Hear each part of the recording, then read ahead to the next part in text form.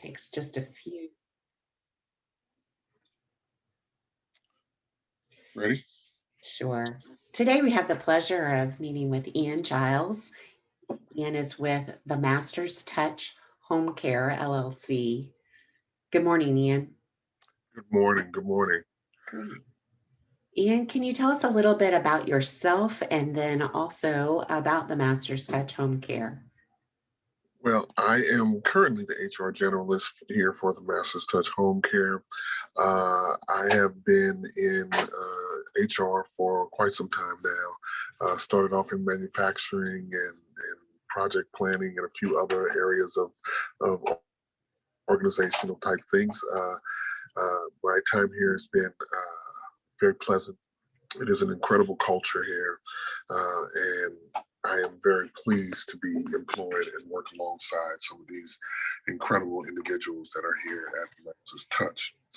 What we do here is we provide services for individuals that are elderly or that have some other major or minor instance in their lives that they are no longer able to or need help with caring for themselves. We provide a service that is fortunately or unfortunately part of our societal norms. As we are well aware, people get old and sometimes things happen and they need this care service that we are providing for them. What the Master's Touch brings to that spectrum is a holistic, strength-based process and service that gives the best care that we can offer to those that really desperately need it. It sounds like kind of mission focused, if you will, and certainly I would think would draw those that have a heart for others. Absolutely, absolutely, and that is one of the key things that we are researching or looking for in candidates and employees, is that someone that is really passionate about their work. When we are offering a service like this, when it revolves around the care of others, it is imperative that you be passionate as well as compassionate about what you're doing. That makes a lot of sense. I like that. Passionate and compassionate. So can you talk about what types of positions you are looking to fill at the Master's Touch? We are currently looking to fill what we call a home health aide positions.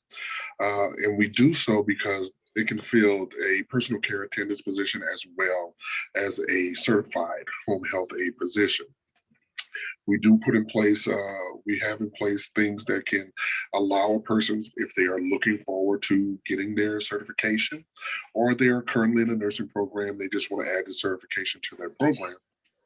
It puts them in a position to where they're actually doing the work and while they're doing their studies. So the benefit for us is we get an employee, we get to take care of one of our clients that desperately needs this. And the benefit to a student or any individual that comes along our way is that they get an opportunity to serve their community, learn a great task or great skill that will benefit them in the long run. We do CPR training, and we prepare them for the HHA test going forward. So there's a lot of benefit, a lot of reward, but as in anything else, as we well know in business, there's no such thing as a free lunch. So you have to put that effort into it and that drive to really want to help others. Sure. So listening to those types of roles, it sounds like there would be quite a bit of flexibility for a student that may have, classes scheduled at various times during the week, and so therefore has time to work. Maybe that wouldn't be 8 to 5 each day. Is that accurate? That is completely accurate. Our scheduling is very flexible because we may have a client that needs only weekends, and that might just be 4 or 5 hours throughout on the weekends. We have others that might need spotty, like a Monday, a Wednesday, and a Friday, as opposed to every day of the week. So our schedules are very, very flexible depending upon our client base. So a student that is just looking to, just have some money in their pockets while they're going to school, it is an excellent opportunity to work a very flexible schedule. Wonderful. Can you describe some of the things that an employee, caregiver might be doing with a client? Would that, if they have a CNA, I assume they could do things more in the medical realm. But let's say a student does not have, is not a CNA. Would they still be able to care for a client? Absolutely. There are some limitations with regard to what a CNA can do and what a personal care attendant can do. A personal care attendant would be limited to certain things, and they would just be involved with just companionship. Taking a client to outings, or answering the phone for them, doing some basic housekeeping things, possibly preparing a meal, or just making sure that they have their meal in place, making sure that they're on a schedule with their medicines and so forth, as opposed to a home health aide or CNA, which would be more inclined to help with Hoyer lifts, or show them how to use a walker, or show them how to, or assist and show them how to get into their wheelchair, or things of that nature. So the difference is a more certified person would do more intricate details, or have more intricate details, as opposed to someone that's just doing companionship type duties. Mhm. So on the companionship scale, a student could potentially sit and chat with a client or watch a television show, read to them, play board games, something like that. Absolutely, absolutely. And that is the case, because some of our clients really don't need assistance, so to speak, but sometimes they just want someone in the home with them, just Sure. to monitor them, just to protect them as well, just to make sure that their day is filled with something more pleasurable than just being alone. Understood. Oh, that sounds great. So, um, just trying to kind of better understand, especially if this is something a student might be interested in. Um, what type of training would, you mentioned it at the beginning, kind of what would that involve, and for how long would a student kind of be training before they would actually be assigned a client or more than one client? Well, the benefit of this is, if you are a individual that has taken care of, let's say you have a sibling that has epilepsy or Down syndrome or something of that nature, then you're already training. If you have grandparents that you go over to and sit with them and you play cards or you play checkers with them, you're already in that training. The basis of this, of what we do here, is simply that compassion and passion portion. So beyond the medical training aspect of it, the compassion part is the most important. So if you're an individual that has cared for someone else, for whatever reason there may have been, then you are pretty much trained for what we do here. Wonderful. So when you're looking for candidates, when you're screening, interviewing, and selecting your employees, it sounds like the compassion thing is one of the major tenets that you're looking for in those conversations. Would that be correct? That is completely accurate. We can have a client. I spoke to a candidate the other day that had 18 plus years of CNA experience, and that's wonderful. That's wonderful. But your next question to me was, well, how much do I get paid? So, from my perspective, I don't look at it negatively, because I understand everyone has to make a living. I do. However, uh, if you're not compassionate about what you do, if you're not passionate about what you do, then it leads me mentally into mindset that you're not going to take care of my client, Hmm. because your interest is what my compensation would be. Hmm. Certainly. No, I understand that. Yeah. So, You obviously speak to your employees as you're determining right fits with clients and so forth. What do you think is one of the best parts about working for the Master's Touch Home Care? For me personally, it's the culture. It's the culture. We have a very diverse staff. Uh, this is a female-owned business, most of the staff are young ladies that are really striving to build upon their career or just starting their careers in this business or in any other business. Um, and they are really driven to make the company work well. So there's a lot of camaraderie. There's a lot of mobilization and help that goes on within this office space that is invaluable. You know what I mean? I've worked in cultures that are very toxic. This is not one of them. We are not a large firm. We're not a small firm. We're in the medium level, but the culture drives what we do. And all these young ladies that are involved here are very passionate about the care of the client and the care of our employees every single day. Wonderful. We hear that more and more.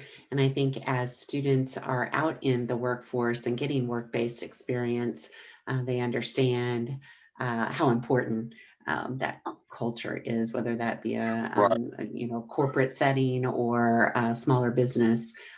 Culture is hugely important. I would assume that along with that, you mentioned a diverse staff, so diversity, equity, inclusion, all kind of part of that culture that you spoke of.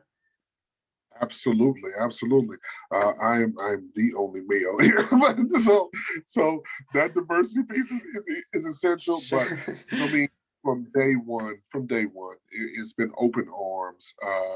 And again, I can't speak enough about how wonderful the culture is here, from the top down and the bottom up. You know what I mean? It is just a refreshing thing to be in a company where everyone is involved and there's no egos or anything that goes along with that.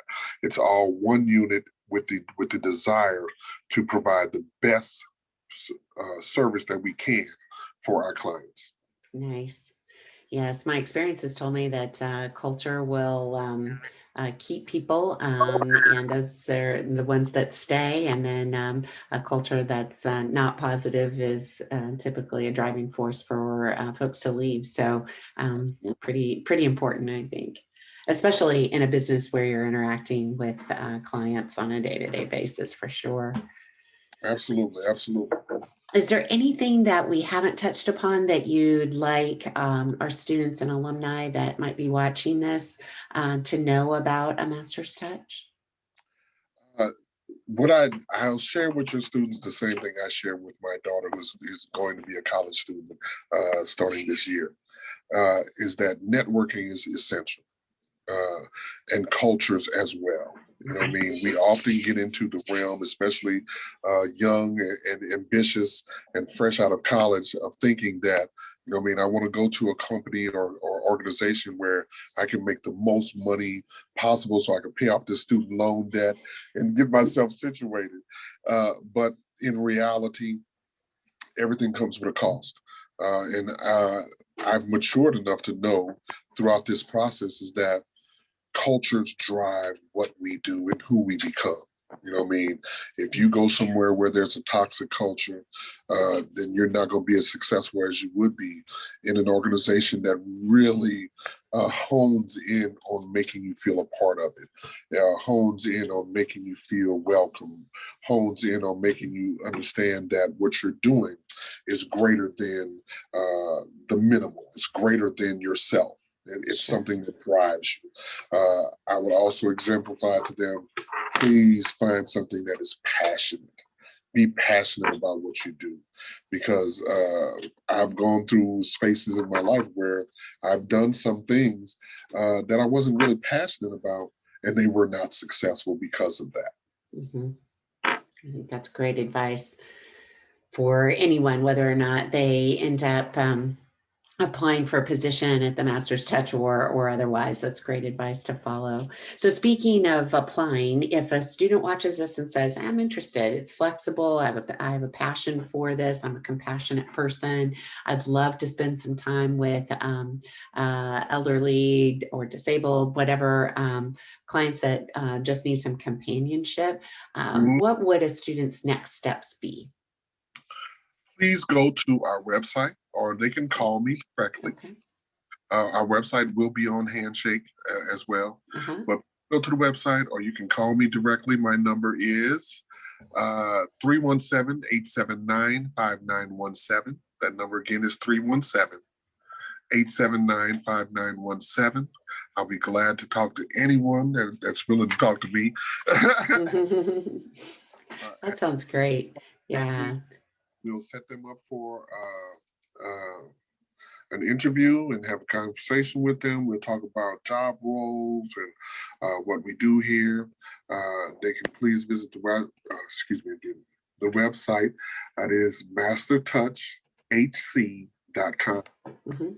The employment, they can do an application and we can go through there as well.